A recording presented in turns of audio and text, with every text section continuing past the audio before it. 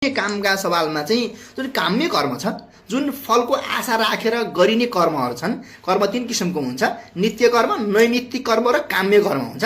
त्यो मध्येको जुन हामीले जुन काम्य कर्म छ, त्यो काम्य कर्म चाहिँ नगर्नु भनेर भनेको छ।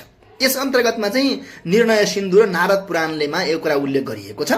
यहाँ भनिएको छ, न एष्टव्यम न दातव्यम काम्यम कर्म कदाचन न च दीक्षाम प्रकृर्वितम न व्रतम न पूजनम भनेर भनिएको छ। अब यो भने के हो त भन्दा यसमा के पर्छ भनेदेखि त पहिलो कुरा संस्कार र माङ्गलिक कार्य गर्न हुँदैन।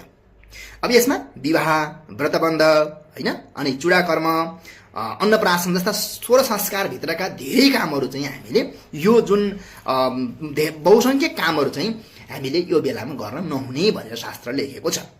अब यस्तो किन हुन्छ, यो काम किन नगरे भन्दाखेरि हामी जब नयाँ काम सुरु गर्छौं नि, हामीले नयाँ काम गर्ने बेलामा चाहिँ सूर्यको तेज सिधा पर्नुपर्छ। माथि नै मैले के भनेको छु अघि भने यो मलमासको अवधिमा सूर्यको तेज सिधा पर्दैन। सूर्यको तेज सिधा नपरिसकेपछि त्यो काममा पावर हुँदैन, त्यो कामले रिजल्ट दिन्न भन्ने मान्यताका साथ यस्ता कामहरूलाई हामीले निषिद्ध अथवा चाहिँ बन्दित गरिएको पाइन्छ। त्यसैले अर्को काम गर्न नहुने काम रहेको छ यो गृह निर्माण र प्रवेश।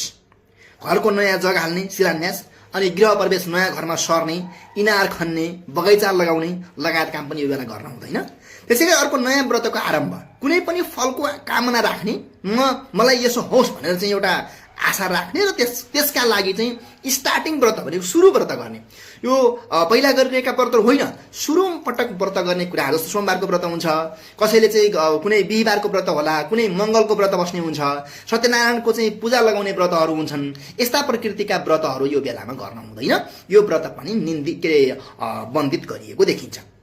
त्यसैले अर्को पदभार र शिक्षा भनेको जुन कुनै हामीले यो बेलामा नयाँ जिम्मेवारी सम्हाल्नु पर्ने अवस्था छ, राजनैतिक प्रकृतिका कुनै सानो संस्थाको नेतृत्व लिनुपर्ने छ, कुनै नयाँ नियुक्ति हुनुपर्ने छ, या हामी कहीँ चाहिँ दीक्षित हुनुपर्ने छ, हामीले कसैबाट चाहिँ गुरुको मन्त्रलाई चाहिँ हामीले अब सम्पन्न हुने बेला अथवा दीक्षित हुने समय छ भने यो अवधिलाई पनि छल्नुपर्छ। यो अवधिमा पनि यो गर्न हुँदैन। यस मतलब 4वटा कामहरू मुख्य गरेर चाहिँ, एउटा संस्कार र माङ्गलिक, अर्को गृह निर्माण र प्रवेश, अर्को नयाँ व्रतको आरम्भ, र अन्तिममा चाहिँ पदभार र शिक्षा जुन छ, दीक्षाको जुन छ, यो 4वटा कुराहरू चाहिँ मलमासको समयमा गर्न हुँदैन।